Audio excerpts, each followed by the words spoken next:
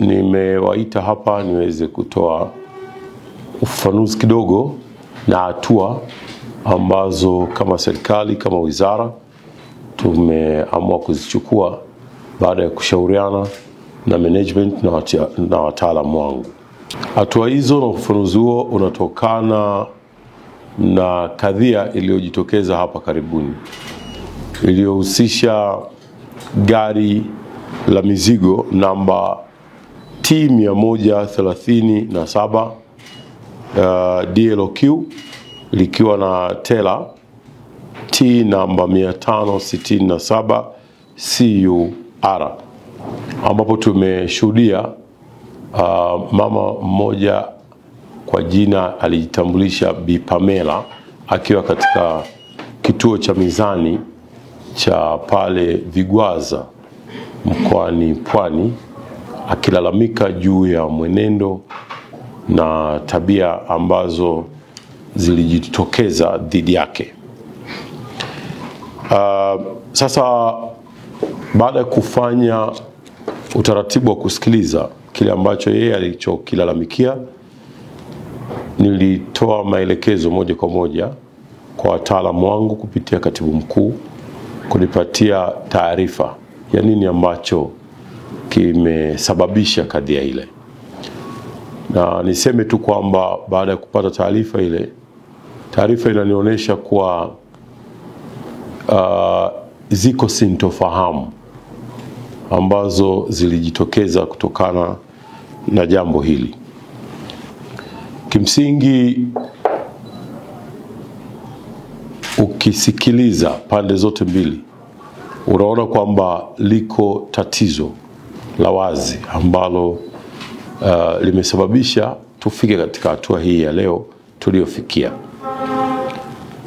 Na kwa msingi huo, baada ya kugundua kwamba liko tatizo, nimeamua kuchukua hatua zifuatazo kwa kumwelekeza katibu mkuu. Moja ni kuwasimamisha wale wasimamizi wetu wa mizani wa hii tunaita T1, barabara nzima ya kuanzia Tunduma mpaka inafika pale Vigwaza.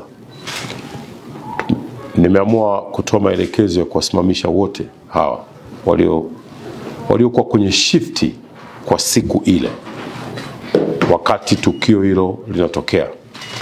Na kwa nini nimewasimamisha? Ni kwa sababu tumefanya hivi kwa malengo ya kufanya uchunguzi, ambapo tumekwisha kuunda timu ya uchunguzi ambao nimemwelekeza katibu mkuu timu hii iundwe, na tayari imekwisha kuundwa kwa ajili ya kufanya uchunguzi wa kuanzia kule ambako gari iliingia katika nchi yetu mpaka kufika katika tukio ambako limetokea,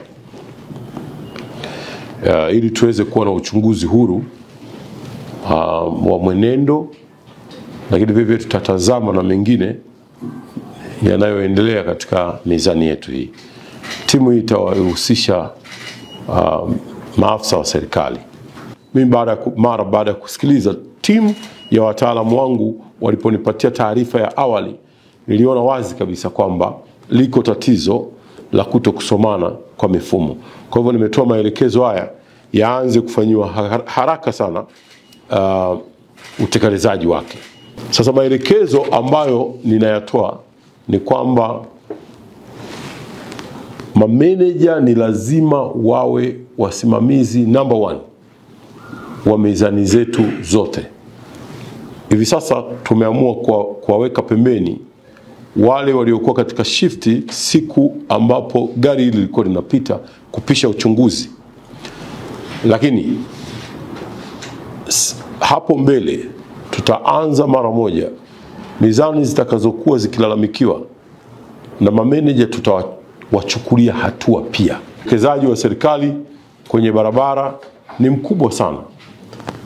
Barabara ya lami kilomita 1 ni wastani wa shilingi za Tanzania bilioni 1 mpaka bilioni 2. Inategemea na mazingira ya eneo lenyewe linalokufanyiwa kazi, na pesa zinazotumika ni pesa za umma.